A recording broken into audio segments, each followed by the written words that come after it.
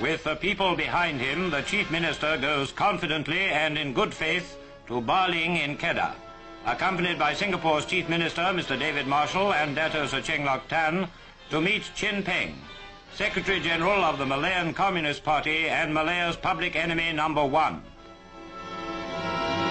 Much as the people of Malaya wish to end the senseless terror of the past, none desires to yield an inch to the men who committed these crimes.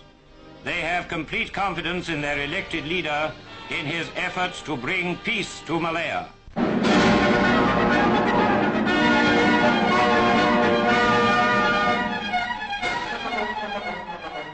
The eyes of the world turned for a fateful 2 days on Baling near the Thai frontier for talks between government representatives and communist terrorist leaders.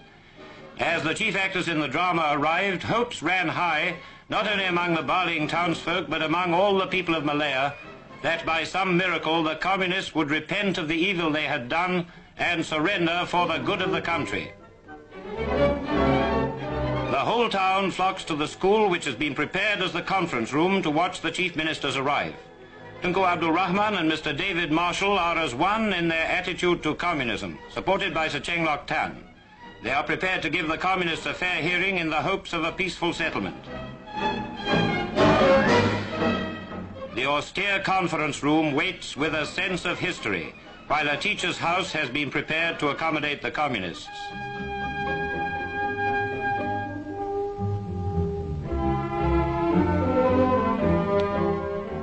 There is little ceremony in the arrival of the communist delegates. 2 ordinary police trucks with hard benches picked them up at the jungle edge and brought them into Baling.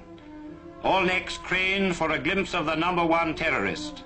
There he is, that's him.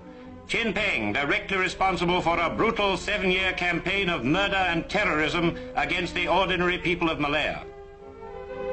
Propaganda Chief Chen is with him, and also Abdul Rashid bin Maidin, who escaped from the Malacca detention camp in 1951.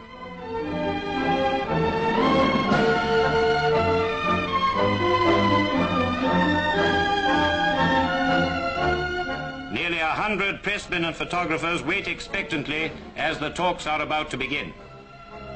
The government delegation is confident, as well they might be, led by elected chief ministers with every right to speak with authority on behalf of the Malayan people.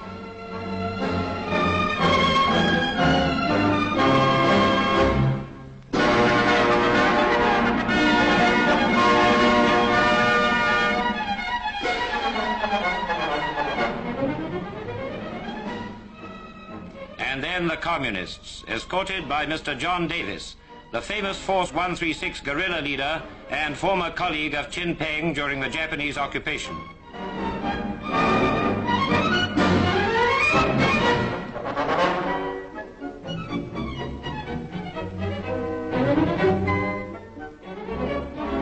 However starved his rank and file may be, it's obvious that the boss has been living well in his Siamese hideout. The communists' first demand, as expected, was for recognition of the Malayan Communist Party. This was flatly refused. They then demanded complete freedom for all terrorists should they surrender, and the right to form a new political party. These demands were also turned down. The Tengku then yielded a point that surrendered terrorists could join existing political parties once they had proved their loyalty to Malaya. But further he could not go without imperiling the country's security. The crowd and pressmen waited tense while the talks went into night session. But the communists refused to accept the amnesty terms. The amnesty means surrender, they said. We will not accept surrender at any time.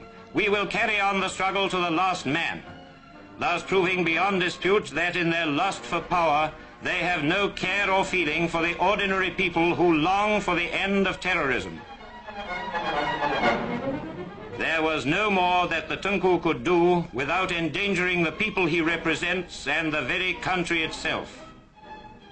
So the communists returned to the jungle to continue their war, or to think again, certain of one thing, that they are now dealing with the people's representatives. Meanwhile, the chief ministers give the press a full account of what happened, freely answering all their questions. The Tengku declined to call the unsatisfactory outcome a breakdown.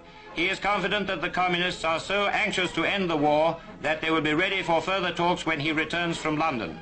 I will never give in, he told them, and the people of Malaya are with him.